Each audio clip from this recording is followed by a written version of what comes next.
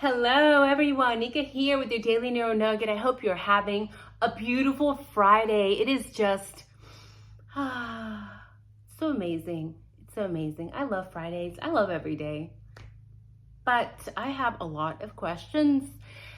For some reason, I cannot stop thinking about Ethan, about Xana, and about David Loesch. And of course, all roads always seem to lead back to Sigma Chi. So yes, I'm going there.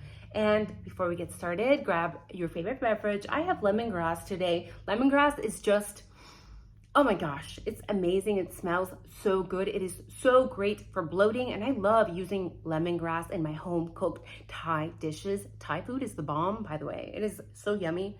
Now, let's talk about what in the world took place 11/22 King Road, November 13th, the night of the IDAHO4.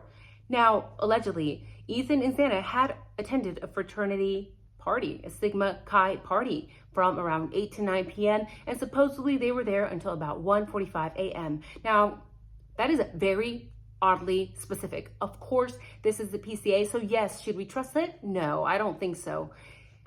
People don't like when I say you have to question everything, that you cannot solve a crime that way apparently, but you know what? If you were a parent or you just really want justice, you would not want to leave any stone unturned. So how about we question the PCA? Now, again, 145 is very specific. They could have, of course, rounded up, rounded down, but let's be real. For those of us who've been in college and those of us who've been in fraternity sororities, we know what happens at those parties. A lot of substances, illegal, and sometimes even crazier things go on at these parties.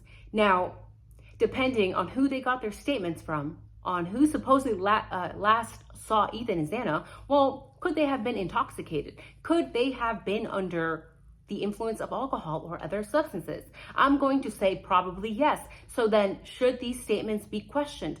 Yes. And what time did they actually leave? Because nobody saw them afterward. Yes, I'm going to question Dylan and Bethany. Because why? Because they say that around 2 to 4 that everybody was home. But did you actually see them? And why is it that the PCA takes away the spotlight from Dylan and Bethany and all of the fraternity members that supposedly saw them last? They should be in this PCA. Now, we also don't know if they walked, if they had a ride, if they had an Uber. How did they get to the house? How did Ethan and how did Xana get to the house? There was an interesting post that Kara made on Facebook. This is what she said. Ethan got into a bit of a scuffle with Loesch. Xana broke it up. Now, in another interview that Xana's mom did about a few months ago, I think about 5 months ago, this is what she said. Xana was so upset about the fight at the frat party. Her dad offered to come stay with her, but she said he didn't need to do that. So people say that Kara should be questioned, that she is a questionable human being. I don't know her, so I don't know. I don't think just because a person has a past of abuse and addiction does not mean that they're lying, but in a way, it is kind of contradicting, right? The first post, she mentions it was a bit of a scuffle with Loesch. So that allegedly took place. But in the 5 months ago interview, she says that Xana was so upset that her father, imagine a father asking his adult daughter, do you need me to come over and stay with you? That means that this was not a scuffle. Could this be much larger? A much larger fight than we were led to believe. Now, I understand parents may not want to remember their family members in that way and say, well, they were in a fight. But if it took place, there needs to be more attention on that. Why? Because that brings potentially attention to another person, and that is David Loesch. And that could mean there was motive. Allegedly, Loesch was a very explosive person, very emotionally reactive, and some people speculate that he was involved in other hazing incidents involving the university. So we shall see when more comes to trial. Now, we need to talk about the issues with Sigma Chi, okay? Because Kara also said that Xana's father and sister knew about the crime, the murders, by 10 a.m. and others even knew earlier. So why in the world are people not calling the police until freaking noon? Who let the cat out of the bag? Who let people know that the crime had taken place at 11:22? And if people already knew by 10 a.m., well, yes, I'm going to question why did they not call police? But Xana's father also knew. Why did he not contact the police? Or maybe he did. Did he try? What did Moscow PD do if Xana's family tried to get through to them? I can see Moscow PD trying to not pick up any calls though, right? Because we know they like to ignore calls when necessary.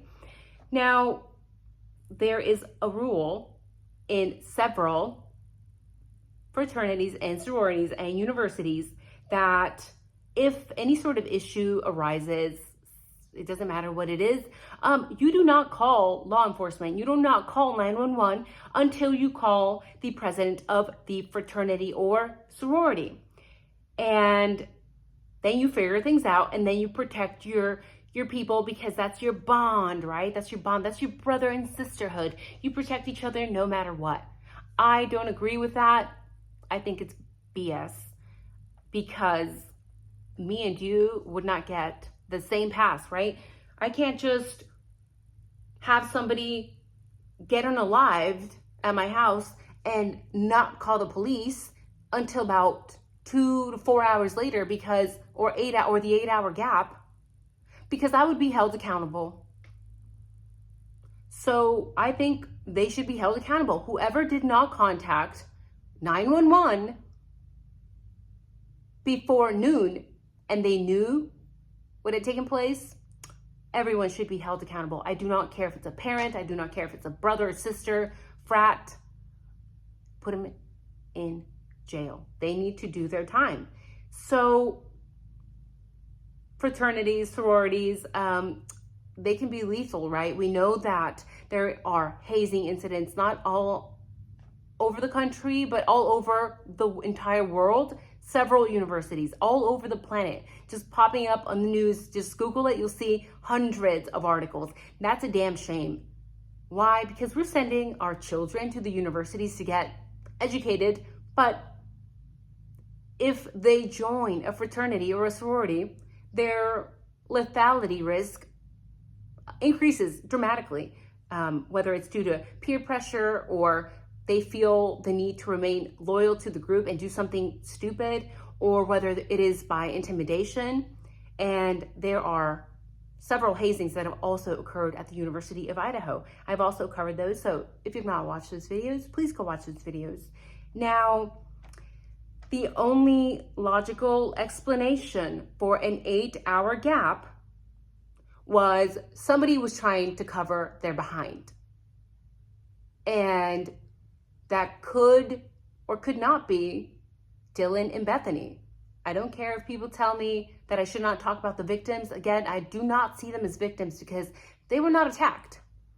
And also, they did not call the police until 8 hours later, despite seeing somebody in a ski mask. Why? How are you not going to question that? Like, you have to. It's absurd not to. So that 8 hour gap, what could they have been covering their behind from? Could be anything. Could be illegal substances in the home. It could be that they were trying to cover up potentially an accident that had happened. Is that why we have not been allowed to see the toxicology and the autopsy results? So this 8 hour gap could be somebody potentially cleaning the scene, right? We don't know. We were not there. But that's That's a good amount of time. And it was also a good amount of time to contaminate the scene, especially if an entire freaking fraternity was over at 1122 King Road before the damn police were even aware of what was taking place. So there were 2 sororities on probation at the time. So I can see scared young people potentially tangled in something they did or did not want to be part of, trying to protect themselves, being ran by fear and not by the honesty policy, right? Because let's be honest, do 18 to 20 something year olds actually do the right thing most of the time? I'm going to say no, and probably definitely no if there's a whole damn fraternity potentially intimidating them into keeping quiet. That is known as the bystander effect. You're less likely to do the right thing if there are other people around you. That's why when I was at Target the other day and I saw somebody pass out and there were about 30 people, guess who did something? Nobody did. They were all just staring and trying to see what was taking place. It's not until I screamed, somebody call somebody. Yeah, the bystander effect. And that also happens in universities. So we have a lot to cover. We have a lot to think about. All roads lead back to Sigma Chi. Keep that in mind. All of them. Money, power, politics, protection, brotherhood, Greek life, Greek row, illegal substances. Keep that in mind.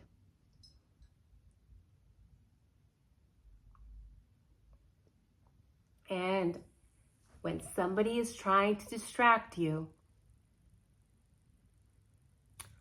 by not shining the light on specific people or specific events, aka the scuffle that Xana was so upset about, her father asked if he needed to go over. Or them trying to distract away from Dylan and Bethany. Could they be related? Could they be involved in all of this Loesch issue, in all of this Greek life issue? Let me know down in the comments, what do you think about fraternities? What do you think about sororities? I was in a sorority a long time ago, but it was a nerdy sorority. We literally just read books and drank tea like this. So you guys have a wonderful day. Have a good weekend. I hope to see you soon. And stay tuned. I have very interesting things. It's going to be a different video, different topic, very interesting topic nonetheless. That does not mean I'm going to stop talking about the IDAHO4. Something shady is going on and we are here to call it out. So, have a good weekend. Cheers.